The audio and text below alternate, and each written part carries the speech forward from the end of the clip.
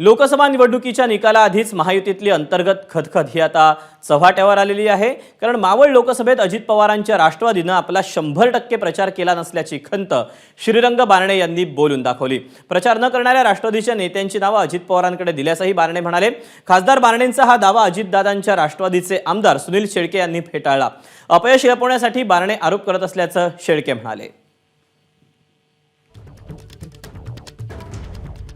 राष्ट्रवादी काँग्रेस पक्षाचे नेते अजितदादा पवार यांनी स्पष्टपणे सूचना दिल्या होत्या। ते 2 सभेला देखील माझ्या होत्या। त्यांनी सूचना देऊन जो तळातला खालचा कार्यकर्ता होता, आमदारांनी चांगलं काम केलं, पदाधिकाऱ्यांनी चांगलं काम केलं, पण काही कार्यकर्त्यांनी या निवडणुकीमध्ये महायुतीचा धर्म पाळला नाही आणि ह्याची लिस्ट मी मान्य अजितदादाकडे दिली होती।